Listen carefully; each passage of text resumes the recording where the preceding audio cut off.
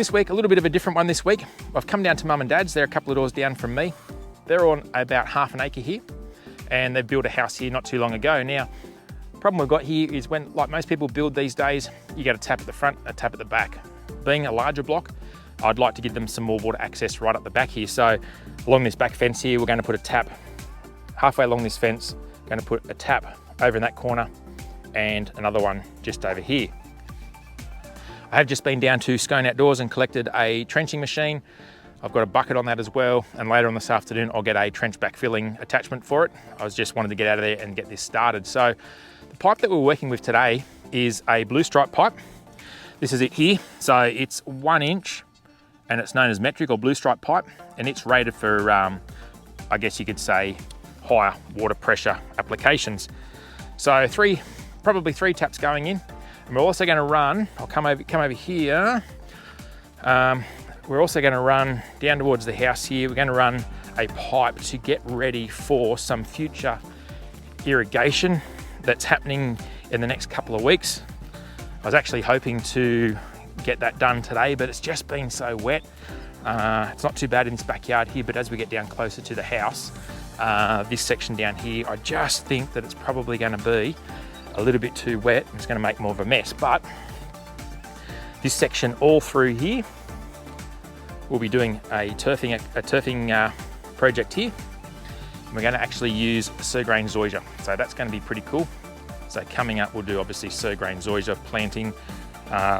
We've got some irrigation to do, but today we're just going to focus on taps and prepping for future irrigation. So the plan today is going to actually tap into this here. So we've got our town water meter here, front tap, and there is an underground pipe that runs to the house. But I've got to be a bit cautious because also power runs that way as well. So through this section here, until I identify where that is, that's going to be all dug by hand. And then once we get past that, we've got the machine to do all the hard work. So let's get into it.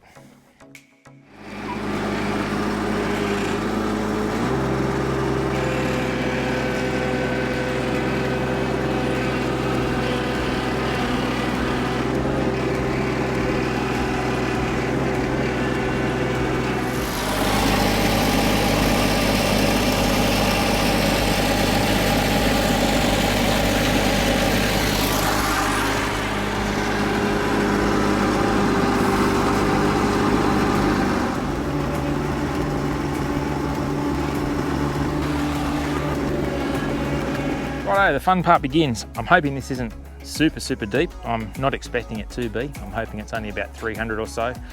But look, you never can tell, so we'll just see how we go.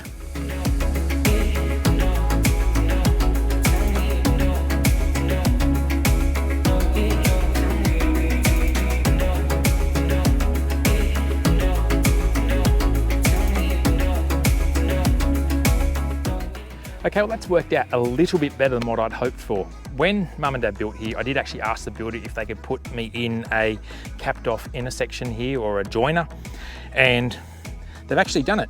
I wasn't actually expecting to see it there. I thought it might have been up closer to the house, but at the end of the day, it's made my life a little bit easier. So what I'm going to do with this one is, as you can see here, it's sticking upright. So when I shut the water off, I'm just going to lay it sideways, elbow out, and we'll go up the backyard that way. So that's actually quite a nice discovery.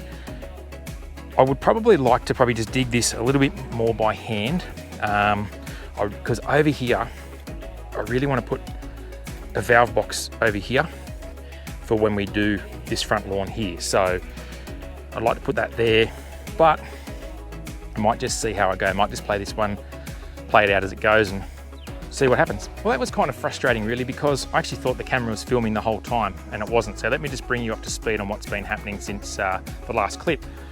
So I ended up traveling along here a little bit further, just sort of trying to find where it met up to the house. And then I managed to find it, and I was also pleasantly surprised that the builder actually gave me 2 points to enter the pipe. So I've got this one here. So what I've decided I'm going to do, you'll see I've dug out all this section here. So I'm going to loosen this off. I can lay this down on its side. I'll come across here.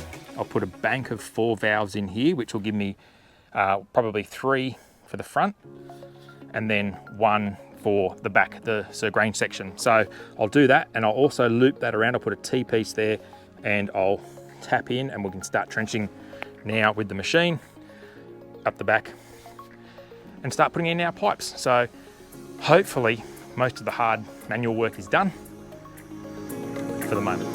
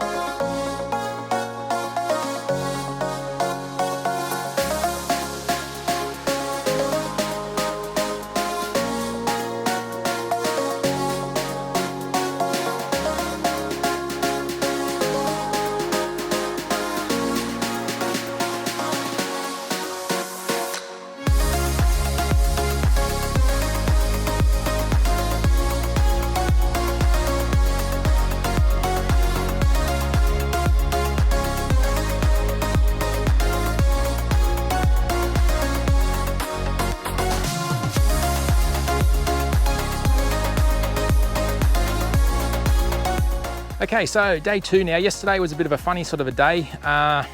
We've had a lot of rain here recently, and this yard was sort of borderline almost too wet to really push on. And at one point, I did actually consider abandoning the project just until it dried out a bit more. But with this constant sort of rain that we're getting, and I'm not complaining about it because it's really nice to see, it does make it hard to do these sort of projects. So after lunch yesterday, I decided I did push on. I did continue to do the rest of the trenches. One of the things that made it a bit tricky was the machine was actually slipping a bit because of the soft, wet ground, which left me another little hurdle, and that is I've had to actually clean out most of these trenches by hand. And by yesterday afternoon, I was absolutely stuffed. So I've only got one left to do now, which is this one here, which shouldn't actually be too bad, but pretty much done all the other trenches, clean them out now, ready to go for our pipe work. So I'll get this last one cleaned out and we'll move on.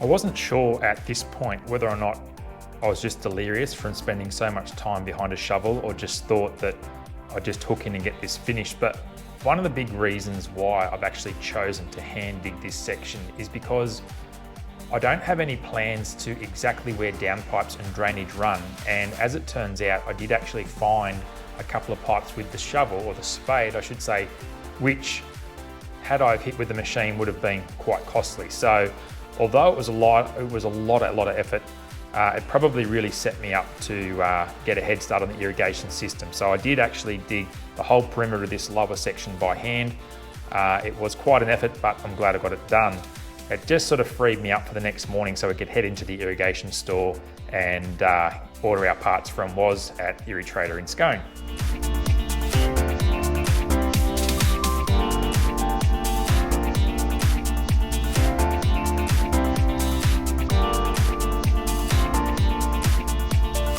Guys, well, I've just popped down to Irritrators here in Scone. I've ordered some bits this morning from Woz, so I've just come down to pick them up. But while we're here, I just want to talk to you about some tap options for the backyard. So as I mentioned in the video, we're putting in 4 different taps in this episode, and then in the next episode, we'll be doing the irrigation, the sprinklers. But I just want to see what my options are when it comes to putting in some taps. So hopefully he's got the stuff all ready to go. So we'll go and find out, and then we'll see what he's got in the way of tap options for me. So you got the stuff here? Yep, got the ski ordered. So just basically go through. We've got some elbows here.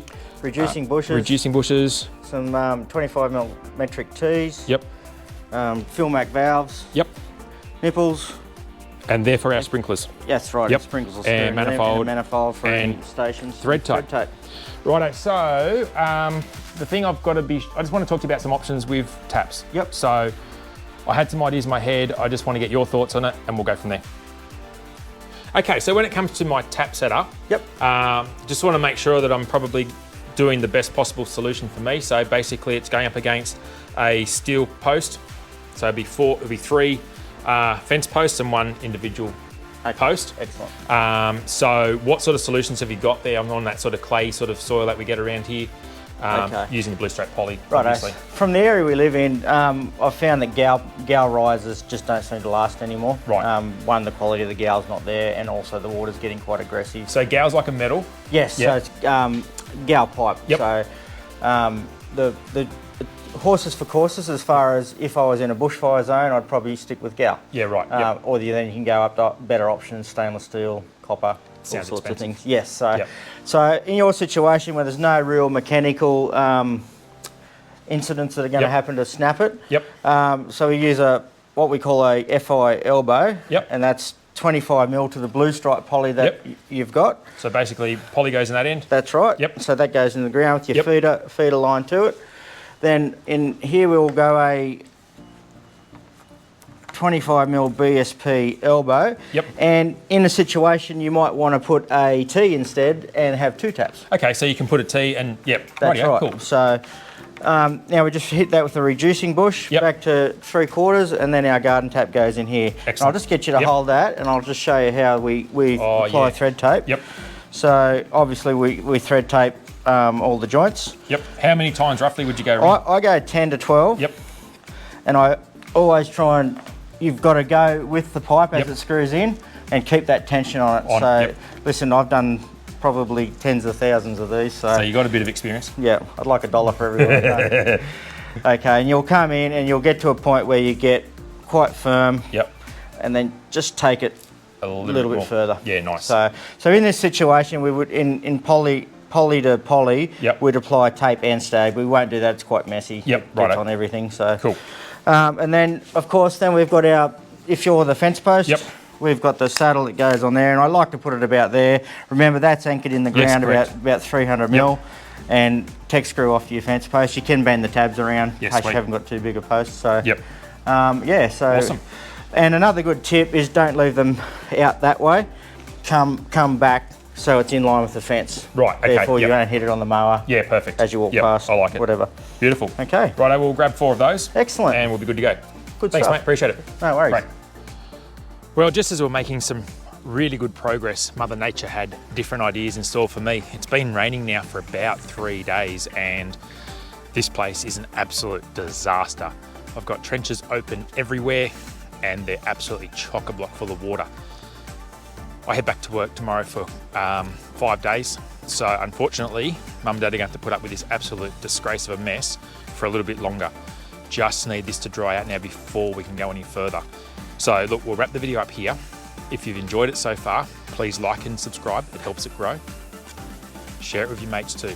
Anyway, have a fantastic weekend, and we'll catch you next time on the Aussie Lawn.